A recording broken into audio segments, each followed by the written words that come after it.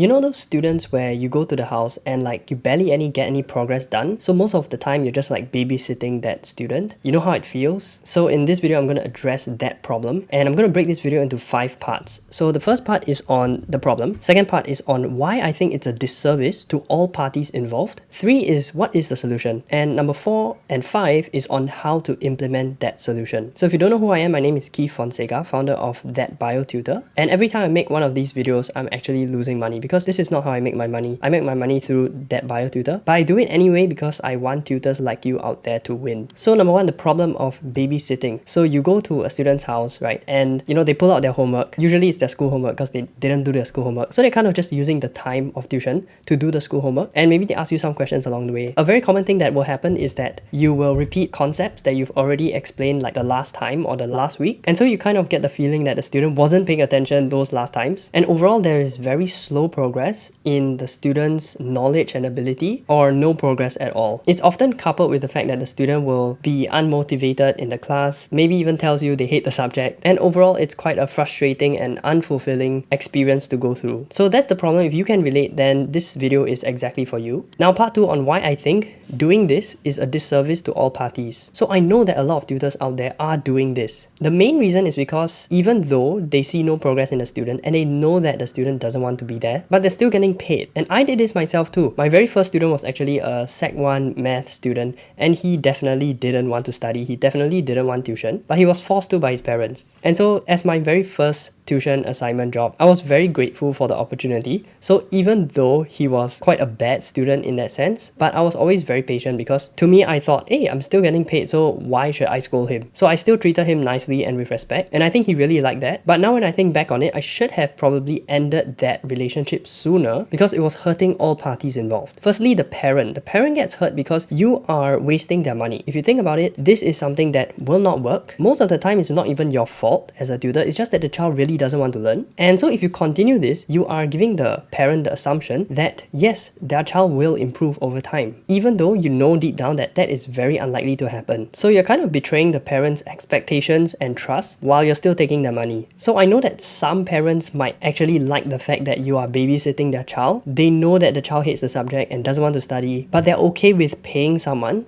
to at least get them to somewhat study. So even though there might be parents out there who are happy with this, I still wouldn't do this because I think it just goes against my conscience too much to know that the child won't improve, and yet I am taking the parents' money. Next is why I think the student also is disadvantaged by this, because the main thing is that the student is wasting their time. They could be pursuing things and other subjects or other activities that matter more to them. Maybe this student really is someone who doesn't care about studies and really cares about sports or the arts and wants to go to a school and a career related in that. So if you're sort of babysitting, you are kind of helping the parents to force the child to do something that they don't want to do, and their life will not go in a certain direction. So it's really about wasting the student's time here. Next person who gets disadvantage is you, because as the tutor, you will feel unfulfilled. Over the months and the year, you will see that the student doesn't improve, or many times they deprove in their grades, and you just don't feel good inside, because we all want to have purpose and meaning in our work. We want to see progress. We want to know that we are helping and contributing to other people's lives. So when you see this kind of students' grades and it just doesn't improve, you feel like what you're doing is quite pointless and your time is being wasted. Like, yes, you may be earning the money, but other than that, it's very superficial and you will eventually feel unfulfilled, and this is how people get burnt out. And the next person that is being disadvantaged, which we often don't consider, is the potential student that you could be teaching instead, who is now deprived of your help because you are wasting your time babysitting some other student who doesn't actually want tuition. So just imagine how many students could be benefiting, how many actually want to learn and are just dying for a good tutor to genuinely help and care about them. But now here you are wasting your time, and therefore there's this opportunity cost which we often don't see. Now something I want to say is that I feel that it's not our job as tutors to be motivating the students. Of course, we should be helping them to see the subject is easier and more fun than they ever thought possible, and that itself should motivate the student when they get better at the subject. But it's not our job to turn a very unmotivated student who hates the subject and hates studying into someone who loves studying. I feel like that one is for the parents and the student to work out by themselves. Just like how if you went to work, you wouldn't expect your boss to motivate you to want to work and earn money. You would show up because you are motivated to work and earn money and make a living, and you would expect your boss to do everything they can to make the workplace a good environment. If I were to use a fitness analogy, imagine that you went to a personal trainer and you paid for weight loss personal training, but it turns out that you don't really care about weight loss and you don't want to lose weight. You just want to live your lifestyle you've always been living and you hate exercise. So it's really quite pointless for you to be signing up with that weight loss trainer because they want to help you, but you don't want to help yourself. So now reverse this to the student and the tutor, and you can see why I think that it's not the tutor's job to motivate a very unmotivated student. Okay, so now what is the solution, right? The solution is really just to find the right students. Find good students, and by good I mean that they really want to study, they really want to improve. So if you find the right students, it kicks off a very nice virtuous cycle for you and for the students. You see, good students will actually listen in class, they will do their homework, they will be attentive,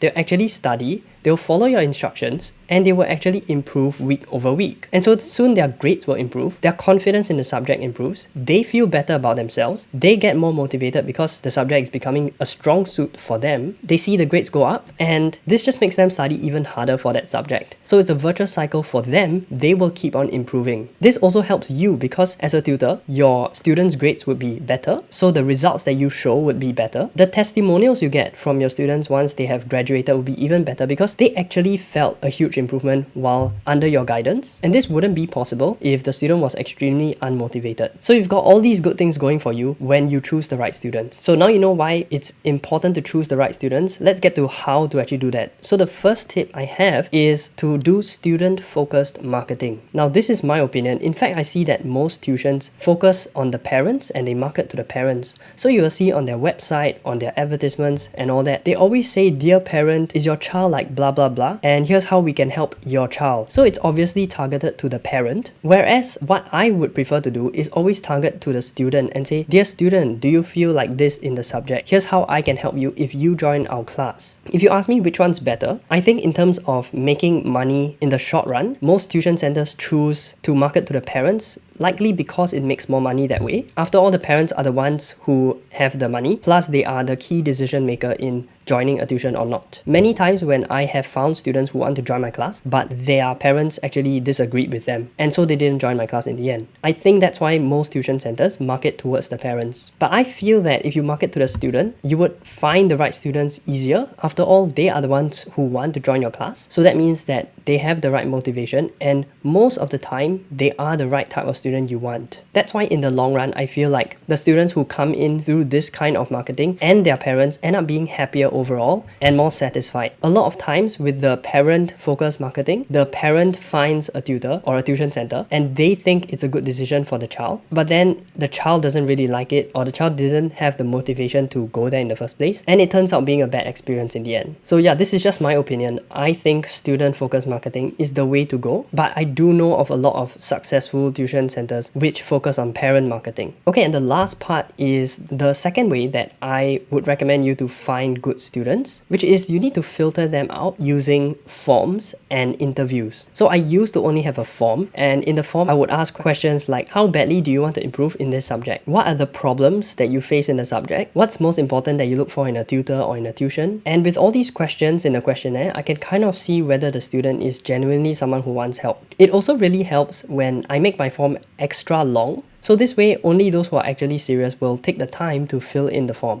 Then I also have an interview process after that, where I can really tell if the student is here just for a quick fix, a shortcut, a magic genie in the bottle hack, or are they genuinely here knowing that they need help, they need to work hard, and they take responsibility. Then I accept those kind of students. And I even asked during the interview, like, do you think of yourself as someone who is disciplined or someone who is motivated to actually work hard? In fact, I had a student who told me like 4 out of 10 she felt disciplined about herself, and so I told her, okay, like, let's give it a try for 1 month and then you can see how things go. And if you can't maintain the discipline or the motivation, then it's okay, no pressure to stay. But it turns out, in fact, she's actually one of the most attentive students and asks good questions as well. So yep, that's what I think about babysitting type of tuition and finding the right type of students. So once again, all this is my opinion, and this is what's worked for me in my experience. I know that there are a lot of tutors out there doing this kind of babysitting, which I personally disagree with. But if you feel that, you know, your time is worth more and